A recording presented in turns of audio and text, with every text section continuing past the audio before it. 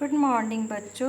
मैं मंजू पाठक, शासकीय पूर्व माध्यमिक शाला खेदामारा, संकुल केंद्र जामुन, विकासखंड एवं जिला दुर्ग से मैं आज आप लोगों को विशेषण यानी एडजेक्टिव के बारे में बताऊंगी। उसे बताने के पहले सबसे पहले एक चित्र आप लोगों के सामने प्रस्तुत है। इसमें देखिए, ध्यान से देखिए। ये लंबे ठिगने जोकर आपको दिख रहे हैं, कुछ व्यक्ति दिख रहे हैं, यहाँ आम दिख रहा है, ये गुब्बारे दिख रहे हैं, ये फल दिख रहे हैं, टिक्की दिख रही है, गोलगप्पे, बहुत सारी वस्तुएं यहाँ पे दिख रही हैं। तो अब चलिए मैं आगे बढ़ती हूँ। अब आपने चित्र को ध्यान से देख लिया।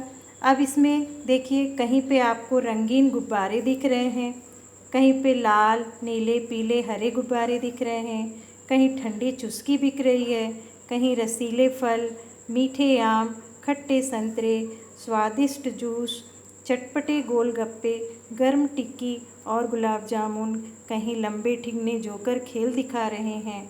अब यहाँ पे आप ध्यान से देखिए, कुछ नीले कलर में जो शब्द लिखे हुए हैं, ये सारे शब्द जो इनके साथ आए हुए शब्द हैं, जैसे गुब्बारे, ये संज्ञा हो गया, इसकी विशेषता बता रहे हैं। ये नीले कलर में जो आए हैं, ये सारे विशेषण हैं। तो इन सारे से निष्कर्ष ये निकलता है कि संज्ञा या सर्वनाम की विशेषता बताने वाले शब्द विशेषण कहलाते हैं। ये विशेषण की परिभाषा हो गई। और जिन शब्दों की विशेषता बताई जाए उन्हें हम विशेष्य कहते हैं। अब ये संज्ञा या सर्वनाम की विशेषता बता रहे हैं, यानी कि रंगीन, ठंडी, लाल नीले पीले हरे, ठंडी रसीले मीठे खट्टे, ये सारे विशेषण हो गए। और जिन शब्दों की ये विशेषता बता रहे हैं, जैसे गुब्बारे की विशेषता बता रहे हैं, तो यहाँ गुब्बारे जो है वो विशेष्य हो गया। इसी तरह से यहाँ लाल नीले पीले हरे ये विशेषण हो गया, गुब्बारे विशेष्य हो गए।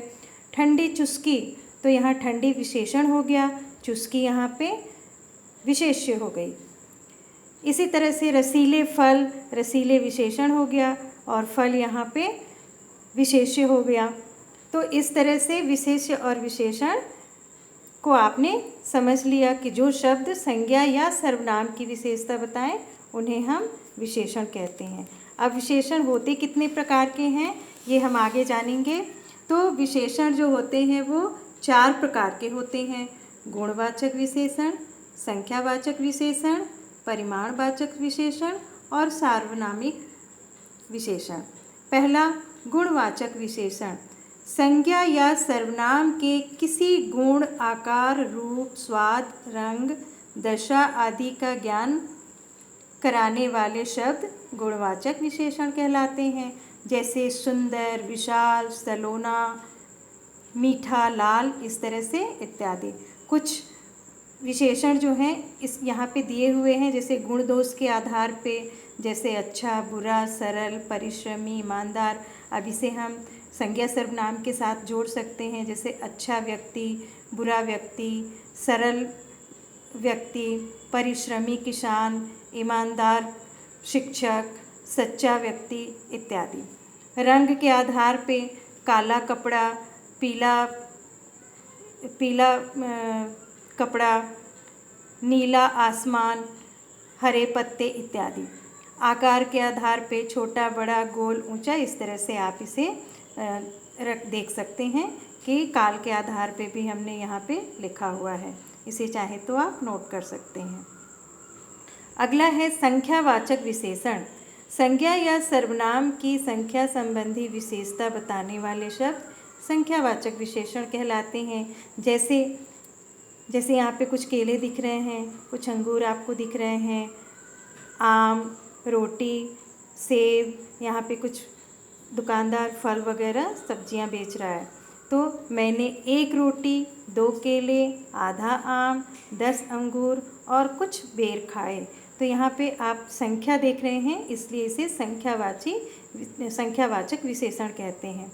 अब ये संख्यावाचक 2 प्रकार के होते हैं। एक निश्चित संख्या, जैसे हमें निश्चित संख्या का बोध कराते हैं, निश्चित संख्या का बोध कराने वाले विशेषण निश्चित संख्यावाचक विशेषण कहलाते हैं। जैसे कि 1, 2, आधा, 10।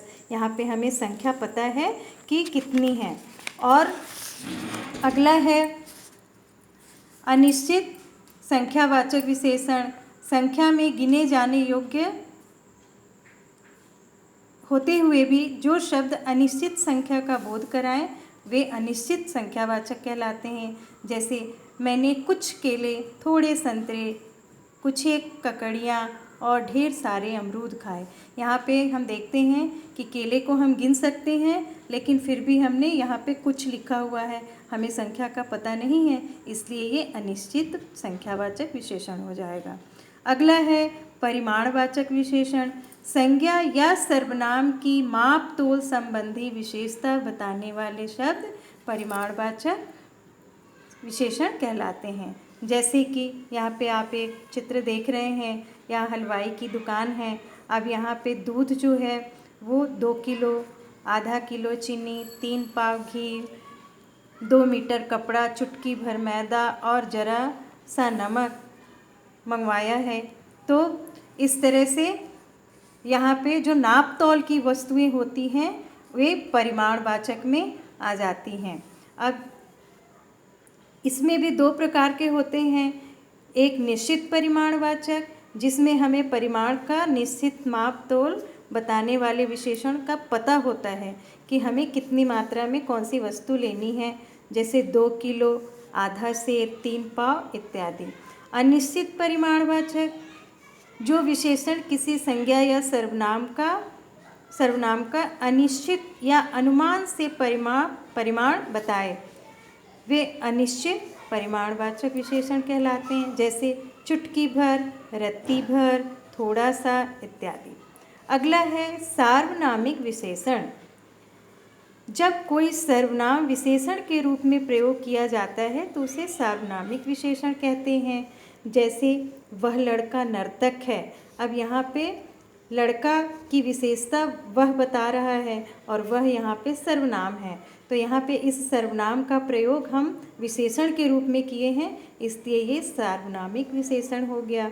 इस तरह से और सारे उदाहरण हम लिख सकते हैं। यह कमीज पहन लो, किसी आदमी को भेजो।